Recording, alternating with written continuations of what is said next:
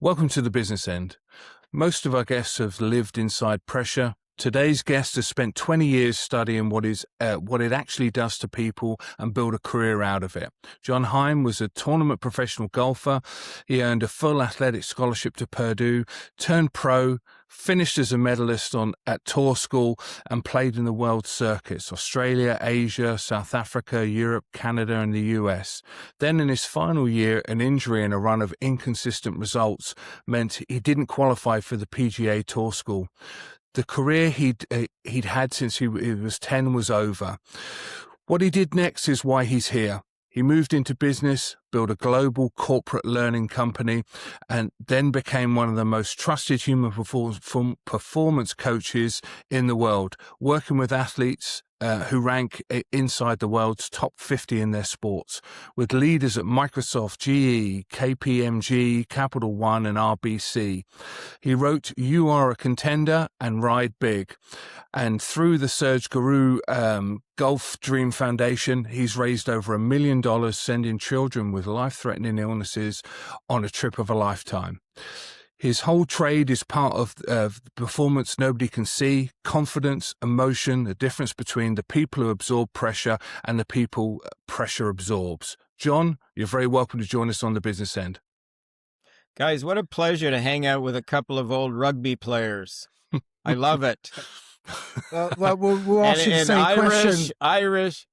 My God, and your Irish connection. My mom's name is O'Connor, and my grandfather was Danny O'Connor. So I love the Irish. We just took a trip there recently, and oh my goodness, what a trip. It's got to be the best trip we've ever had. So any kind of connection to Ireland or England, I'm all in. Well, we'll ask you the same question at the end of it, John. See if you feel the same after an hour on this podcast. For sure. Absolutely. Well, let's crack on and get into it. You've described the end of your golf career plainly: an injury, results that wouldn't come, and missing the card at tour school. But take us inside the months before that, not the moment itself. What was the first thing that started slipping that the scorecard hadn't quite yet shown? Yeah, the injury was difficult, guys. It was really tough to deal with, especially at that particular time in my career. You know, I was I would say the third and fourth years. I was getting into the time we're talking about now, or the time you ask about, Justin, is the time where I was kind of, getting to the tour school and at the crescendo of where I really wanted to be to kind of elevate the career. I had made a deal with my dad when I turned pro that I'd go for 5 years, and if I wasn't on the PGA Tour, I'd sort of wrap it up, because I did not want to be a journeyman pro where I was, that. I wanted to play at the highest level, and that was my dream from a kid, age 12 years old.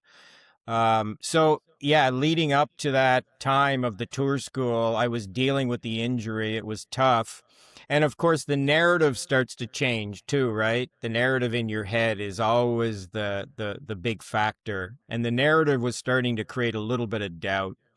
So that was a problem, because I had done a lot of good things in my kind of golf career overall, even as a kid and as an amateur, and in the NCAA and even in my early years as a pro, I was having some successes and trending. So when the injury hit, I smashed my hand up in Jakarta, Indonesia, and on a route, and it was really difficult to train the same way I had always trained. I just couldn't. The hand would not allow me to. So I had to ice the hand all the time. It was basically a pain in the butt. Became a pain in the butt. But that narrative to go full circle here, Justin, and answer your question, the narrative started to change a little bit. And you guys, one thing about you guys, you played a sport where you were on a team. When you're playing a sport where you're an individual, and you're at the beginning of a career where you maybe don't have a lot of support, it gets very difficult, and that voice gets very loud sometimes because you don't have the teammates and the coaches to kind of support you. So it can be a quite a lonely life too, being an individual athlete, especially a golfer where you're traveling to different locations all the time. So I would say that the voice started to get very chatty and create doubt. And I kind of knew that I was in a bit of trouble because I hadn't really experienced that before. So I got to the tour school. I ended up missing by one shot, believe it or not. I went through the tour school. I missed by a shot. And I think I knew that was sort of the end of my career right there that day when I missed. So let me ask you. I mean, you talk about contenders and pretenders. One absorbs the pressure, one gets swallowed by it. At that particular point in your career, which one were you? Well, I think I was kind of trending towards the pretender, Liam.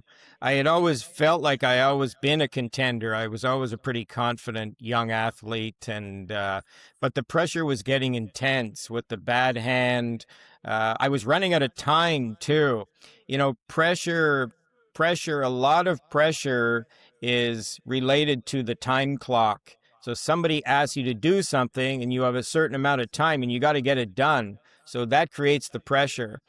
And for me, that was the pressure of having to do it. I had to get it done, at the tour school because I knew that was the fifth year. I had made the promise to my dad. I was, of course, going to sit down with my dad and discuss it and maybe go another year, but the hand didn't allow me to do that, essentially. I just couldn't practice. And at that level, you've got to be grinding and practicing and developing because, as you know, you guys have played at the highest level too.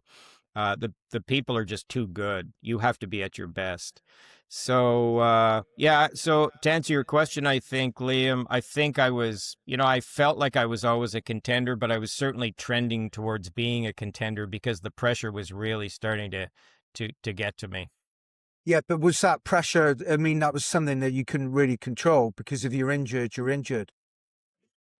100%. So that's part of my job with athletes is addressing injury and dealing with injured athletes. You guys I'm sure through your careers were injured, and you know how frustrating it is and how difficult it is to sit there and watch the boys play and you can't do anything. And somebody might be slotting into your position too. And in team sports, it's difficult because somebody could get slotted into your position. Then you're going to have to earn that spot back too, and the pressure of that. So it becomes difficult. So injury is tough. And you're right, Liam. That was the thing I had to deal with the most, and I couldn't control the injury. So dealing with that was not easy. So how would you advise business leaders who are sat on the sides feeling the pressure and they can't make a decision and they've got to watch things go past? How would you advise them to deal with that? I think when you look at leadership, and I know we'll talk a little bit about it through the podcast, I think a big part of leadership is decision making. You have to make a decision, so you can't hum and haw. And I made a decision in my career. I decided after that thing to stop. That was it. I was done. So I made a hard decision. And leaders also have to do the same thing. You have to make a decision. The worst thing you can possibly do is him and ha and stretch out a decision. There's so many decisions that a leader has to make, and you have to make the decision. That's the biggest thing, and you have to make it quickly. So making the decision is the big thing. I made my decision. Like, I decided that was it. I sat down with my dad 2 days after I finished that tour school, and we decided that the best thing would be to move on and do something else. So, and that was my experience. But I think with respect to leadership, you got to make a decision. Yeah, I'm just thinking of scenarios like extreme cases like COVID, where companies are locked down, or you look at the credit crunch in 2008, 2009, where there's so many things out of control of a bit fold. And you have to adapt.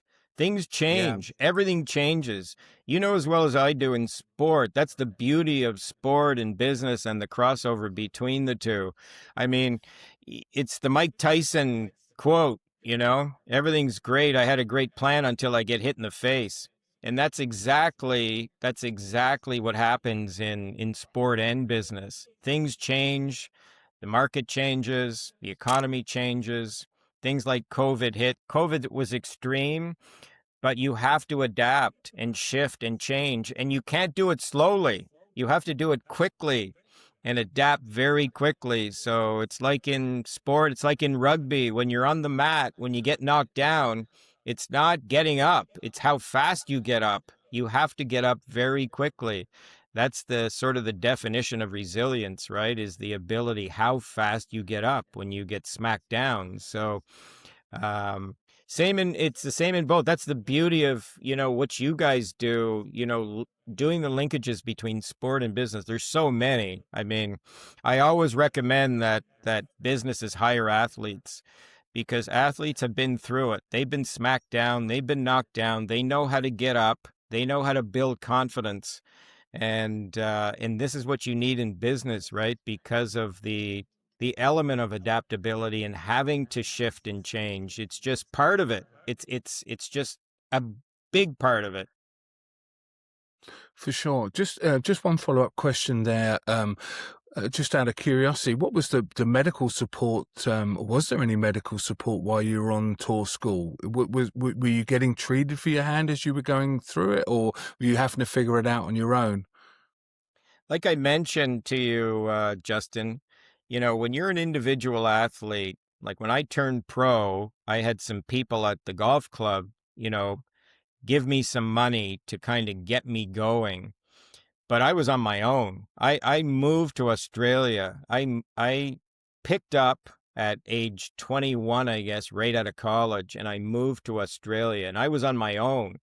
And the interesting thing is, at that time, there wasn't any tech, there wasn't any FaceTime, I could not communicate with my dad, for example. Like, it was really difficult. I would call my mom and dad every 2 weeks, and we'd have this really bad phone line, and there'd be like a delay. Hi, Dad.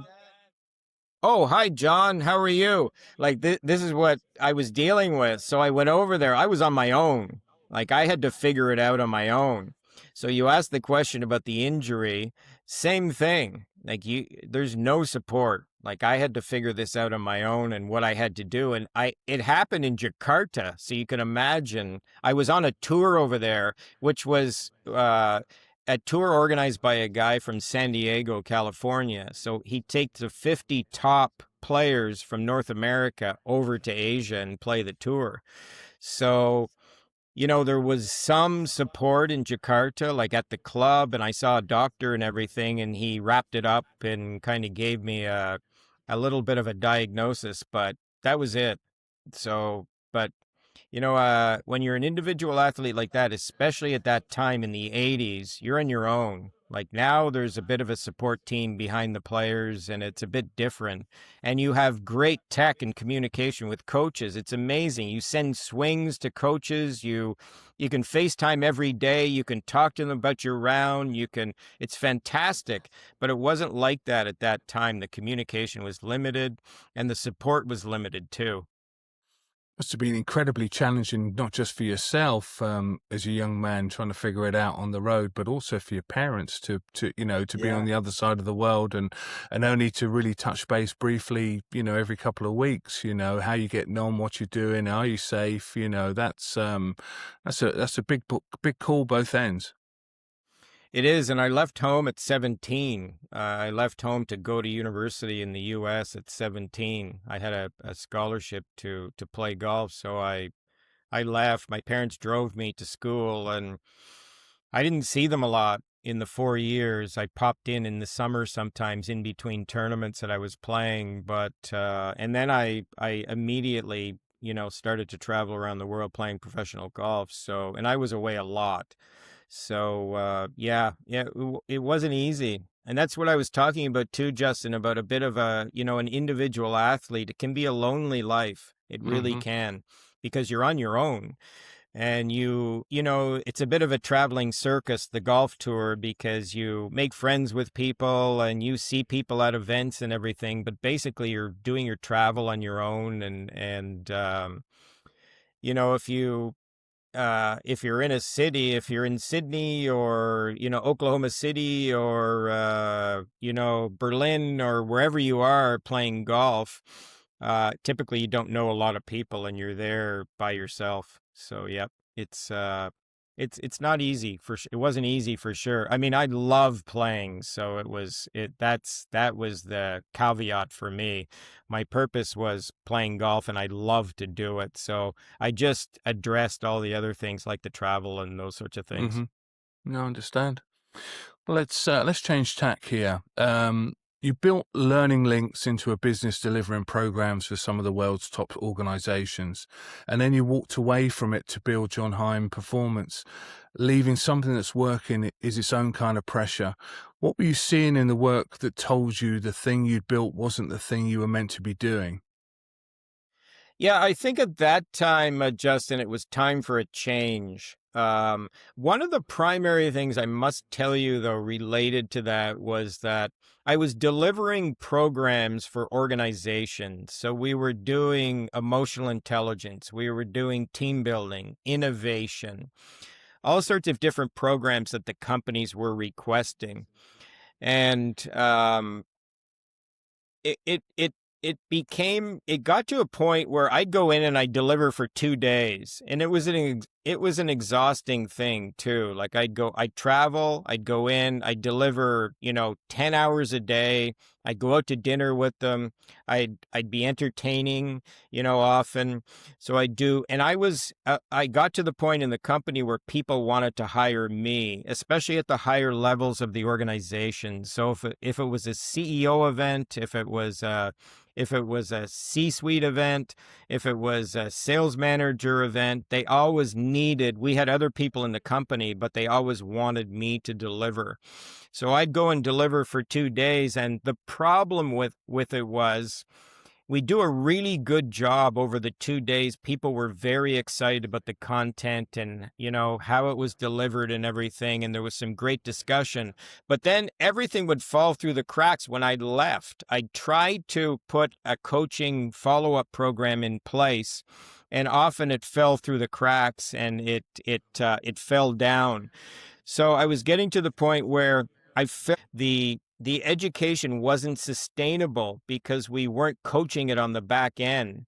So because we didn't have that back end piece, I didn't feel like it was being as effective as it could be. So that's when I shifted over into more one-on-one coaching, coaching executive teams, coaching sales manager teams, and I could have an impact on them because we'd have a year-long process where I'd coach them for a year. And then you saw some really sustainable progress and really sustainable change, and we got results. But I just felt like doing, the learning links was based on basically me delivering a topic over the course of a day or two. And then when I left, like I said, I wasn't fulfilled that we were getting the results and helping the groups. So I felt like I was wasting my time, and wasting the company's time too. So I moved to a different model, and that's the current model we use today with athletes, and I'm still coaching up to the C level in organizations.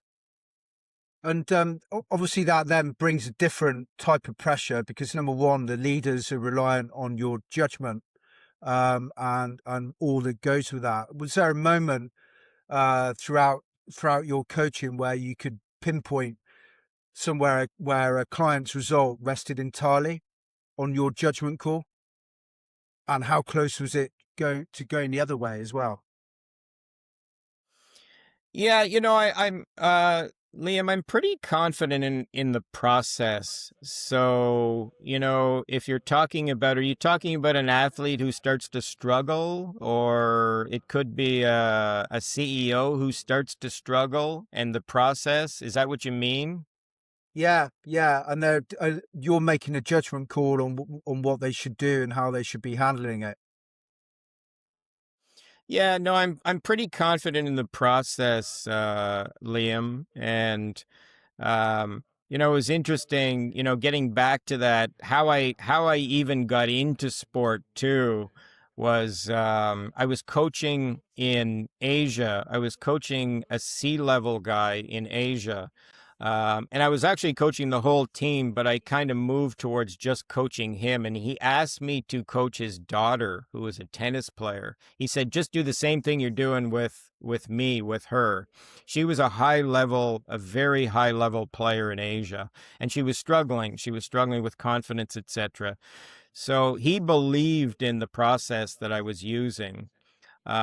Mind you, now this is where things change a little bit too, or change for me a little bit, in that I had to kind of gain some more knowledge. I got into certifications in neuroscience, in performance psychology, in sports psychology, all the different areas I needed to upgrade to be able to be impactful with an athlete. Even though I played a professional sport, I still needed to educate myself around that. So that's basically, Liam, how the process sort of started. And, I feel like if an athlete goes through that process, then they do have the tools to help themselves, and the self-awareness certainly to help themselves. Does that make sense? Yes, it Yeah, does. I mean, Yeah. reputation means a lot with what you do, but obviously they've got to trust you, the athlete or the leader. Does that come easily to win the trust? Is it something naturally you have? Uh, guys, I think in the business that I'm in, it's, and I've thought about this a lot. What separates me from, an athlete choosing another performance psychologist or coach. Um, and it always is in the communication. You have to make a connection with the athlete, and you have to be connected to the athlete, and they have to believe in you that you can do it. And you have to give them that feeling that you can help them and that you can do it. But a lot of it is communication. It's less about knowledge. There's so much knowledge out there, and so many people have knowledge, but it's the connection you make with the human being, caring about them, um, you know, showing them the path, showing them how you're going to take them from where they currently are to where they want to go, and the process, and really being precise about the process of how you're going to do that. So the communication is massively important. As you guys know, the communication in everything is so important. We're human beings. We relate to each other, and that's one skill. If I'm hiring a young sports psychologist or a young performance psychologist, I don't necessarily care about the knowledge base and where they come from. We can teach them all of that, but it's the communication and how they communicate with an athlete that's the big factor in how successful they're going to be with an athlete, or for me, with a C-level executive or any type of business person. So, quick question on that. Why do you think that some employees or individuals trust certain leaders over others? Is that, you mentioned communication? I mean, do you think there is? I mean, what do you think? How leaders can win trust, or how some do and some don't? I think demonstrating that you care about somebody is very important. And I know, Justin, at our recent event in Ottawa, we were talking about listening and how important it is. And I think that if you really are listening to understand, and people know you're listening to understand, that's a big deal.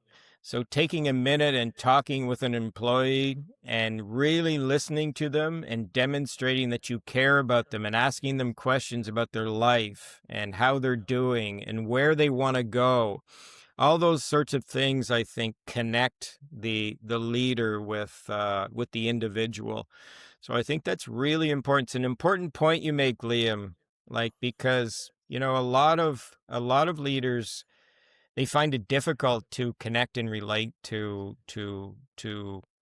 employees, people in general. So I think you need that quality. If you're going to be exceptional and you're going to be elite, you need that quality. Yeah, Do you I think think that's learned or innate? 100% you can learn it. Like, you can learn how to listen. Listening is a skill, so skills can be learned. So the skill of listening can be learned, but I never ever, like when I'm working with young executives or working with young, people, they often, I'll get a call from a company and they'll have the superstar sales guy that they want to move up into a leadership position. And that's a different animal, going from a superstar salesperson where you're focusing on yourself all the time. Now you're taking over a big team. Now, what are the skills you need for that? And they're very, very different from what you needed as a superstar or a salesperson. So that's a big part of it. The listening, all the decision making, the self-awareness, all the pieces that you have to have. There's a long list of them that you have to have as a leader. But that listening one, and people, I don't know if they take it seriously enough. Listening, oh, I listen, don't worry. I'm a good listener. I'm a good listener. But you have to work at it. You really have to work at it and be intentional about it because that's one piece of the arsenal if you're going to be a great leader, that you have to have that listening piece. So, in terms of your process, you got a CEO or an athlete come to you and say, "Look, I need help." What does that journey look like practically? Is that 6 weeks, 6 months, a year to ingrain, or longer? How does it look to ingrain the process so that they could be close that gap and be functional on their own? So I would say let's use an athlete for an example. Right now, I'm coaching a lot of athletes, and a lot of the athletes that I'm coaching are professionals or high level athletes. So they get into a program with me for 1 year. It's a very precise develop program where we start from kind of a structure where we work on self-awareness, which includes values and purpose and understanding how your emotions impact you from moment to moment.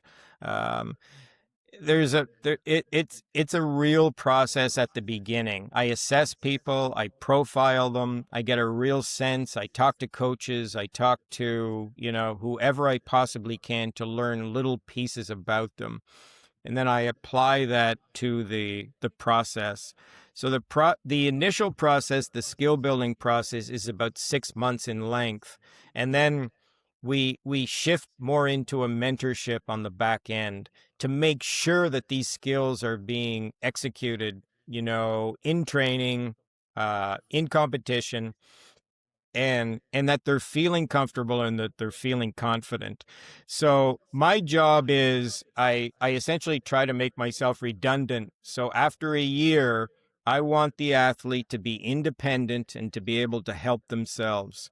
So if something goes wrong, if they're not quite in the slot or in the zone, they know how to get themselves there or put themselves back in it. So that's the process. Like, and then they have access to me for as long as they want. By really discourage them from being reliant on somebody like me. I want them to be independent.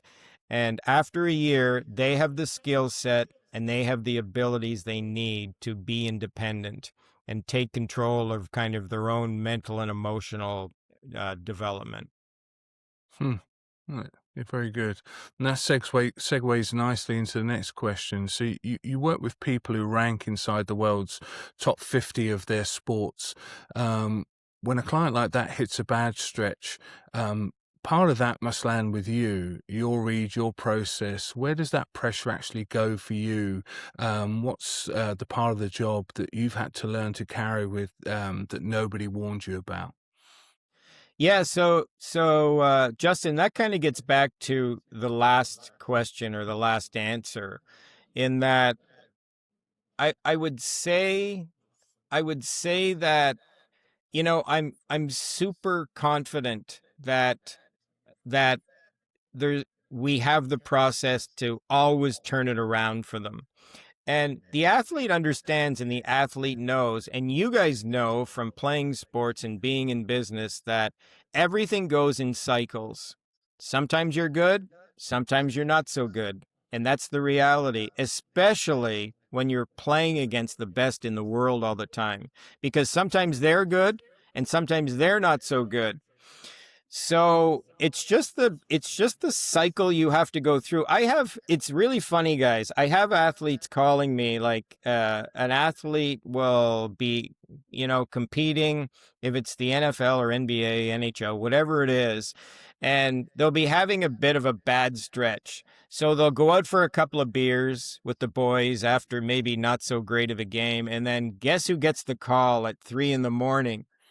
It's John, right? And the first thing the athlete says is, after a lot of expletives, a lot of words that start with F, they say, "I've lost my confidence." So that's where I say, let's stop right there, because let me explain something. And I say to them, let me explain something to you. You have been the best at every level you've been at. As a kid, you were a prodigy. You went to college, you were very top in college. Out of college, typically in the US, out of all the amazing athletes in the US college system, typically in most sports, about 1 to 2% make it to professional sports. So you're at that level. Then you just got drafted. If it's the hockey, NHL or NFL or whatever it is, you just got drafted into the top league in the world. You're one of the top 700 best players on the planet. And of that, you're probably top 100. So I said to them, through all of that, you've had to develop a tremendous amount of confidence, and confidence is built over time. It's like a wall. You're constantly putting little notches on the wall and building it, right? So that doesn't go away. It's always there. But the choice is always for the athlete to either embrace it or lose it. And you gotta have to be really careful as an athlete, because confidence is something that is a must for an athlete. And if you call me and you say, I've lost my confidence, that means you're saying out loud that you've lost your confidence. So you're choosing to lose your confidence. So my story to them all the time is, go back, do a little extra work, maybe after practice, talk to the coaches about maybe some little thing you might need to change, and just weather the storm for the next week. So in a week and a half or 2 weeks, I get a call, and the call is, guess what? My confidence is back. And I said, no, your confidence is not back. It's cycled back to where now you're playing better again. But that's just the reality of sport, and it's the reality of business too. It cycles. Everything in life always cycles. It cycles up and it cycles down. And I don't care how good you are or who you are, you're going to have down cycles. And you just have to weather the storm through them. Don't panic. Hang on to your confidence. Know that you have confidence. Know that you're one of the best at what you do. And then just, go from there. But so I never worry. Like, I never, ever feel pressure or worry that an athlete is cycling down, because it's all part of it. And my job is to give them the tools to weather the storm. which we do. Yeah, absolutely fascinating. I'm just listening to you, and I'm thinking of business things that have happened to me, and where things go wrong, and then you say confidence, and then you revert back to type and build confidence by doing certain things right, and then confidence comes back. I mean, you talk a lot about confidence that's built and confidence that's borrowed. Could you explain the difference between the two and how you can spot it quickly when you're looking at two people? I would say that, Liam, I would say that built confidence is quiet. And I would say that borrowed confidence is loud. Does that make sense? Mm-hmm. Yeah, yeah. So, uh,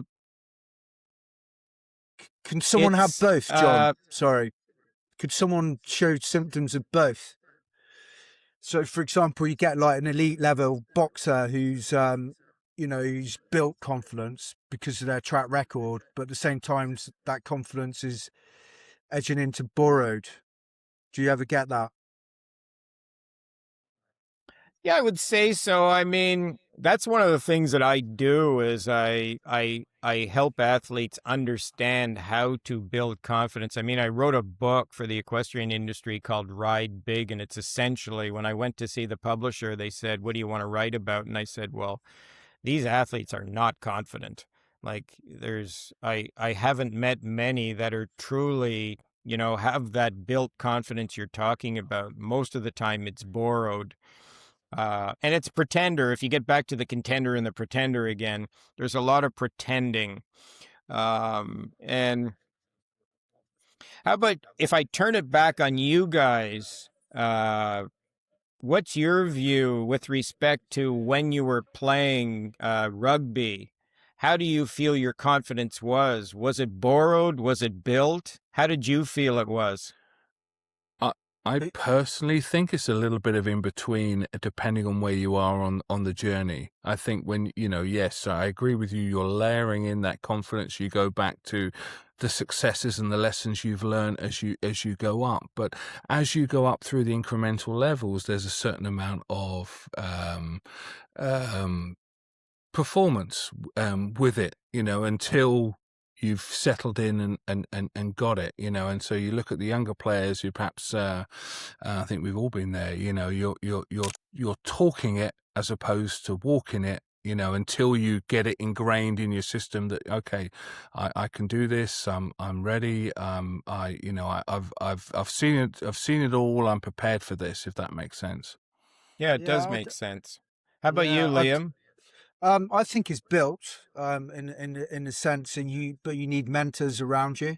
So to go for small targets and constantly build up, and that builds the confidence. If you hit certain KPIs, whether that's in sport or business, your confidence is built. The issue that I see a lot in business is overconfidence when the confidence is built and then it goes back. And I suppose that's my point of whether it goes into built confidence can get overconfidence and then you've got to like bring it back down. And whether it's more, rather than having a distinction between the two, that it's a constant cycle. But I mean, I would say it's built, which is why I find it when you're talking about the sport you're talking about at the moment, I find it surprising when you get like elite level athletes and confidence would be borrowed, because to get to that level, they've got to build it, surely. So it'd just be fascinating what you say. Yeah, one thing that I'm not a big fan of is faking it until you make it. I don't like that because I don't think there's a lot of learning in that. So I think that if you don't know how to do something, you ask and you just say, look, I can't do that right now, but I will understand and I will learn how to do that. That's the answer. It's not faking it till you make it. I don't really think that that's a good approach. I never have. And I really believe that you have to ask questions and just admit you can't do something and then learn how to do it. Be diligent in learning how to do it. I think that's important. But Liam Justin, you made a good point too. I think, over time you build confidence too. It's the preparation, it's the knowing you can do it. I mean, the very simple definition of confidence is knowing you can do it. So, but it takes time to understand that and know you can do it. You have to put in the hours, you have to put in the preparation, you have to put in the searching for whatever it is you're looking for to get it. And then once you have it, this is what I'm talking about with these athletes. I mentioned about the guy calling me the guy calling me in the middle of the night, right? There's a lot of confidence built over time there. And there's a lot of moments where they've raised themselves up right to the top. So they know they can do it. But like I said, confidence can be fragile, and you have to be extremely careful you don't give it away. And I think sometimes athletes give it away very cheaply by saying it out loud that they don't have it, or they're just very simply they give it away. So you have to be very careful you don't do that. You have to covet confidence. It's very difficult to get, and it's very difficult to earn. So you have to covet it. And it can be abused as well. Would you say? 100% it can't, Liam. No. Yeah. And so within there, from what you're saying, then, so that you spoke earlier about your inner voice and and that confidence, and I would agree with both of you. Having that sort of mentorship, being honest, and saying when you don't understand or you can't do something. But as you project forward, when you're especially as an individual athlete, when you're out there on your own, you've got to keep. I would assume you've got to keep on reinforcing that confidence, and as you go through that journey until you've got it down pat. So what you're telling yourself, how you're telling yourself, how you're projecting forward is, I would assume, very, very critical. The narrative is so critical, guys. Like, I work relentlessly with athletes on developing their narrative and getting a supportive narrative, because the narrative can be very deceptive. It can tell you things that aren't necessarily the truth about yourself too. So you have to understand how to decipher the truth out of your narrative, or out of your inner voice. I mean, the inner voice is the most important voice in your life. You can't run away from it. Like, you can run away from coaches, you can run away from parents, you can run away from your boss and run away from that voice, but you can't run away from your own voice. It's always there. And it's manifested in many different types of voices too that you've had over the years. You've had mentors, you've had parents, and that voice kind of shapes itself, in many different ways. So the big thing that we always do, and we coach athletes on, or teach athletes how to do, is extract the truth from their voice. How do you do that? And you have to challenge the voice, because human beings are typically negative. So that voice can be very chatty and very negative sometimes. So you have to decipher what's real and what's not. So this is a big part of self-awareness, is really understanding that inner voice and having a real handle on that inner voice.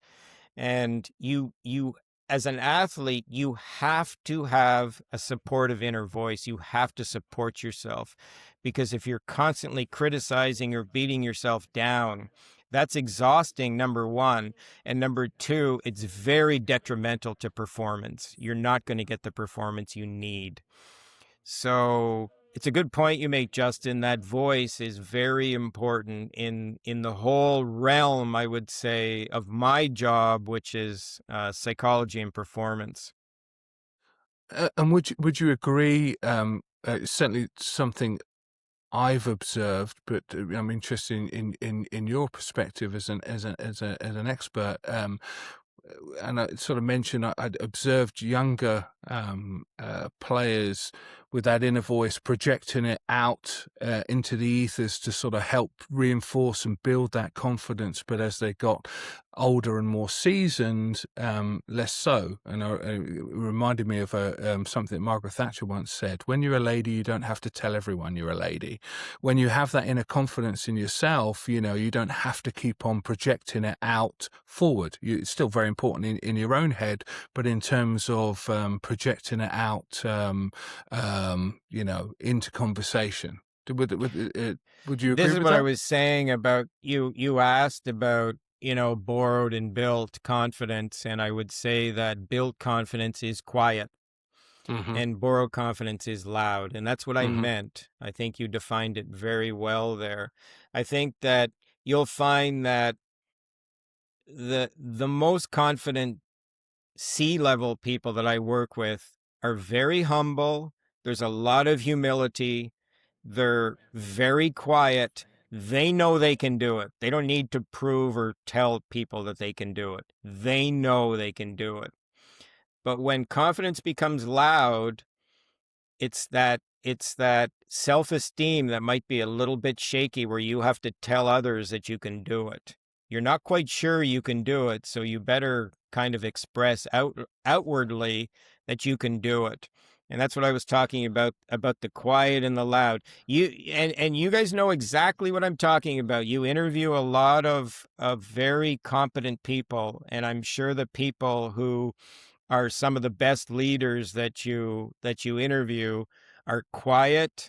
They're very humble people. There's a lot of humility, and those are qualities of a really confident person or a confident leader. At one point I'd say about that, if you talk about business, so like I agree, you know, the quietly confident people get things done. But when you talk about job promotions and things like that in business, that quiet confidence is often overlooked by someone that's putting a hand up and shouting from the rooftop. So how do you encourage leaders to spot that quiet confidence in other people, that those people are going to deliver, but they're not going to raise their hand up and shout from the rooftops about it? How do we get that going more in business? Because I see a massive issue with that in what I do, which is mainly executive search. Yeah, I think you find out over time, I think, if a person can do it or not, right? And it does, Liam, come down to competency too. Can one person do it? Can the other person do it? And what are you comparing? What are you actually comparing? Okay, one guy puts up his hand, but surely if you're a really great leader, you're going to look a little deeper than that and understand what this person has been doing and what the competence levels are. And if I do have a job, or I do have a task that needs to be done, who's the most capable person of doing that job or doing that task?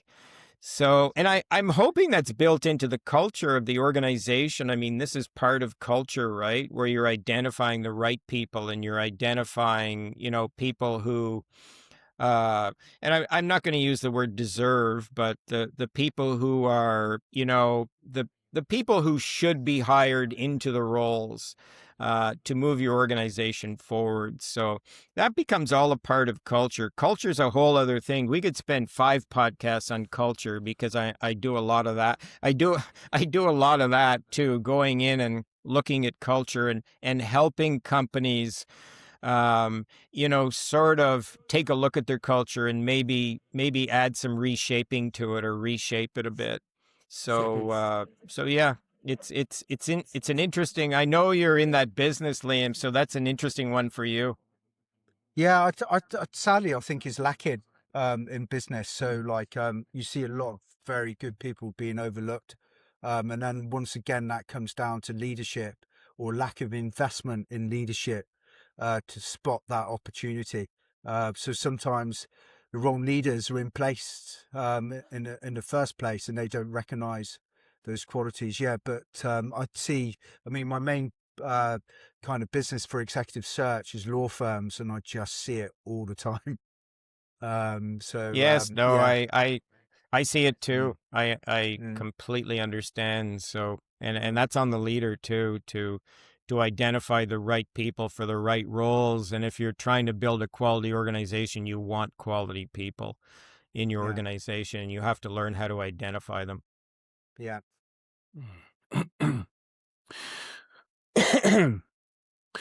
So you say what worked yesterday is often outdated today, and you treat yourself as a lifelong learner. That's easy to say and hard to live when your name is on the method. Tell us about a belief you taught for years that you eventually had to throw out. And is there one? And what finally made you admit that it stopped working?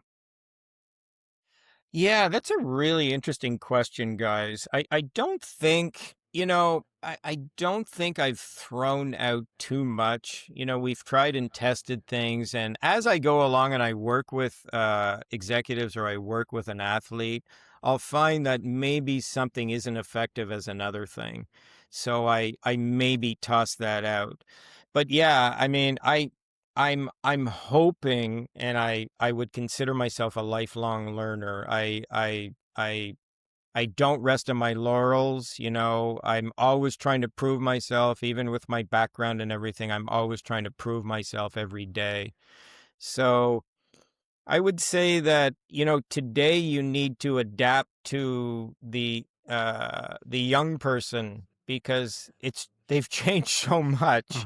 I mean, the way they communicate, the way the way they look at the world. So I have to adapt to that always. So the way I communicate, I think I have to change often, depending on who I'm speaking to, and the generation I'm speaking to too, because the generations are quite different. So the other thing too in my business is there's a lot of science-based things. And the science changes. It really does. Like, new research comes out, and I have to be on top of the research, like around emotions or around the brain, and understanding that the science will continually evolve and continually change. And I have to be on top of it in order to integrate those changes into my process. So I think that's one thing I definitely always have to keep an eye on, is the science around, psychology and neuroscience and those things, and be aware of them.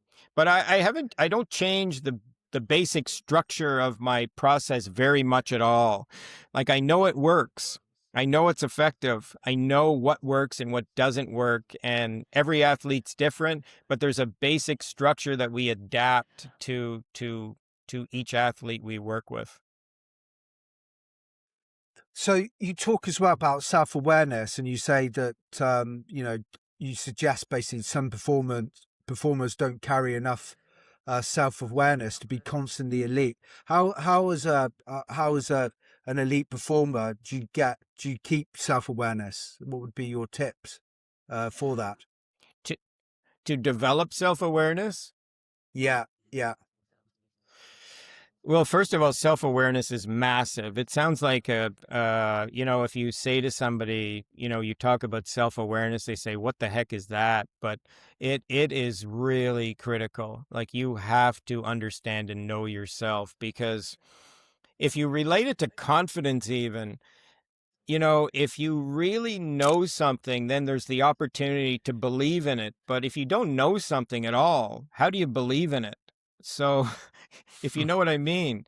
So if you know yourself extremely well, you know your values, you know your purpose, how,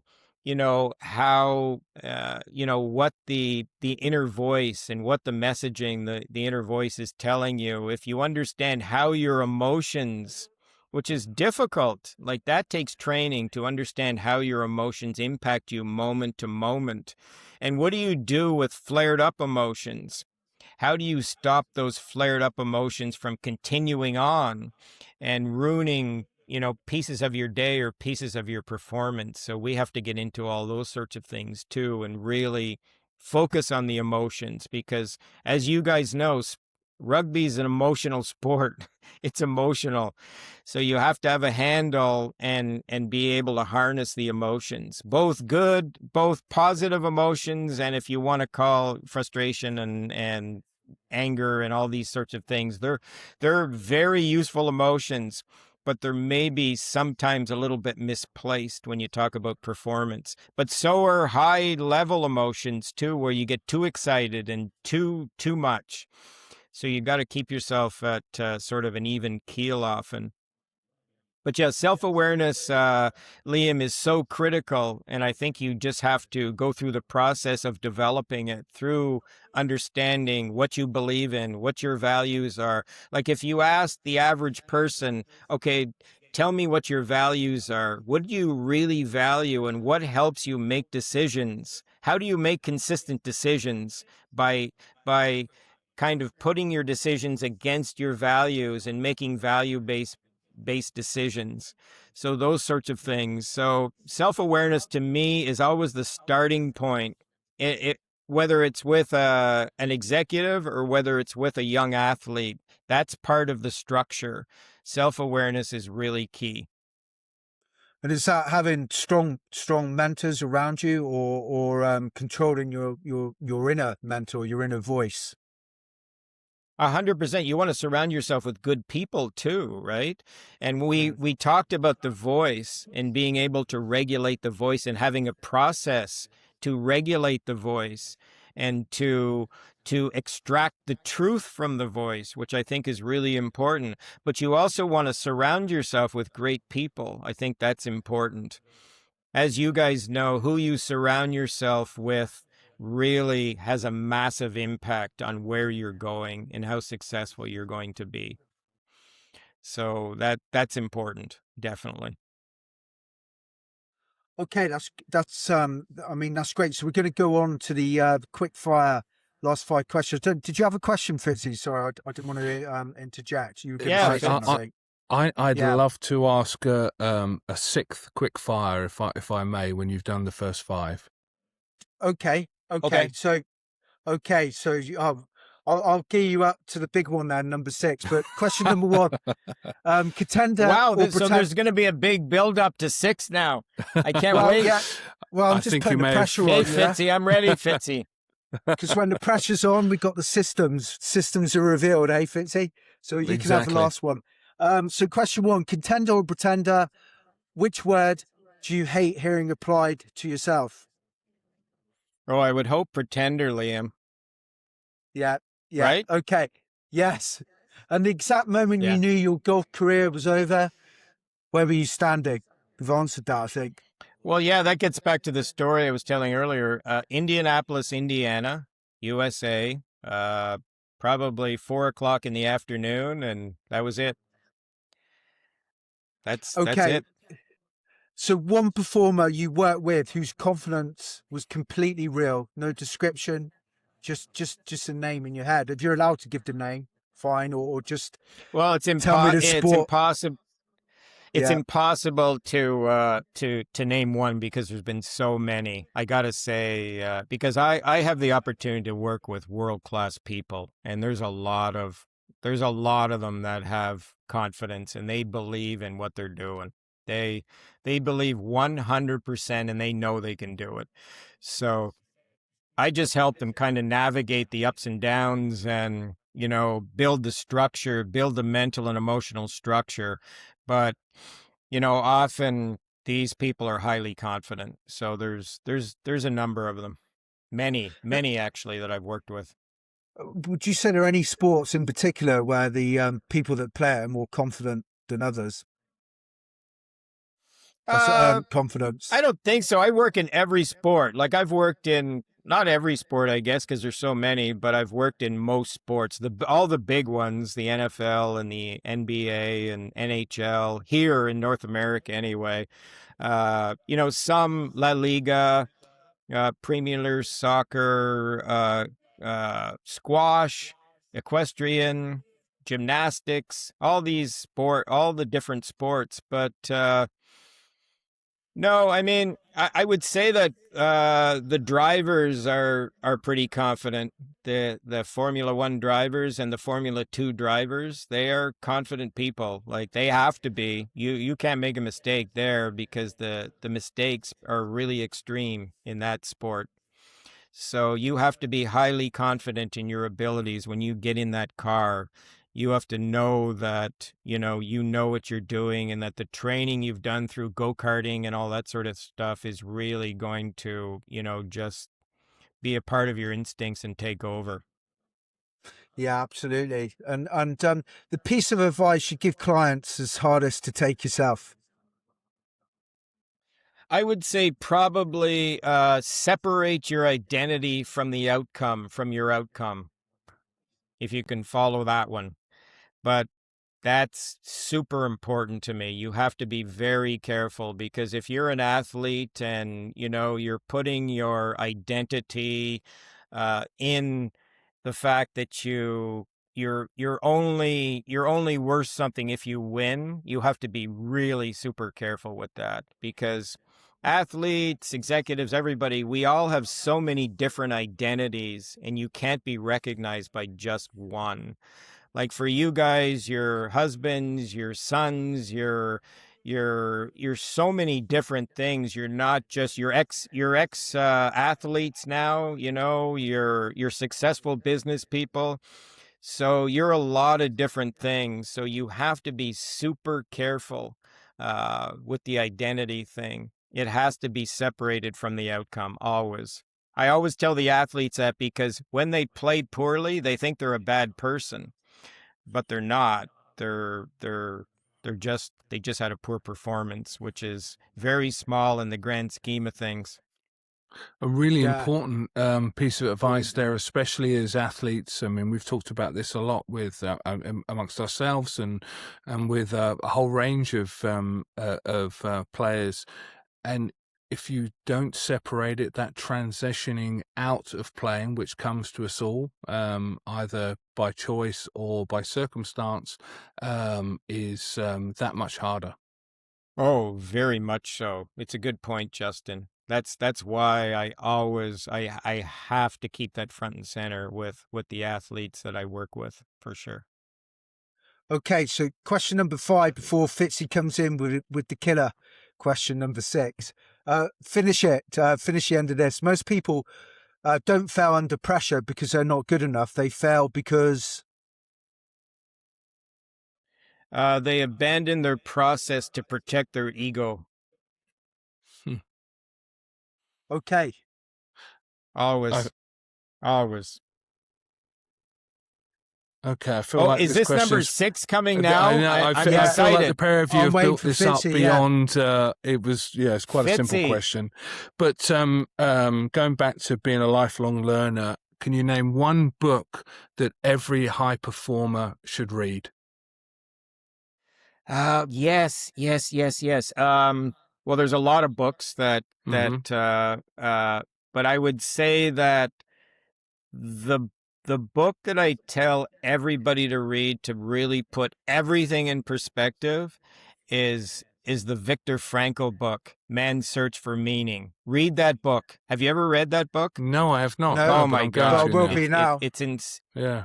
It's Yeah. insanely good. It's insanely good. This guy was a prisoner of war, and you have to read this book. It puts everything into perspective. It trumps, all the different performance techniques and all that sort of thing. It's about life, and I have all the athletes read it just so they have a perspective of resilience and what resilience at the very, very, very highest level looks like, because resilience in sport is a massive thing. It's a massive quality. The very best athletes in the world, you have to have it. Like it's one of the critical pieces you need to be a successful athlete or be successful in anything, really. Yeah, we'll find a link to that Man's book, Search for Fitzy. Meaning, guys. It's a tiny little book. It's a tiny little book, and it's by a guy named Viktor Frankl. I'll send it to you too. I'll send you the Yeah, name and send it. the. Oh, Yeah, thank and you. we'll put the link in. So and we'll read it as well. So that's great, John. I mean, thank you for your time today. Obviously, you spent life on both sides of the line in terms of sport and then coaching elite sports people, business people. Thanks for being straight with us about the questions that we've given to you, and thanks for taking the time to come on to the business end and joining us. Thank you. Yeah, thank you very much. And I've enjoyed the process. And Fitzy, I really enjoyed meeting you in person in Ottawa. That was a real pleasure. And like I said, you did such a nice job in Ottawa too, with your event. So and it was a really inspiring day, an inspiring time with a lot of really good people. You're accumulating or putting together a lot of great people. So continued success with what you're doing too. The two of you, I think you're doing something really great. It's and I'll be a listener of your podcast kind of from this point forward. Thank you, Thank you, John. John. It's very Thank you for kind your of you. kind Thank you. words. Yeah, thank you. Thank you.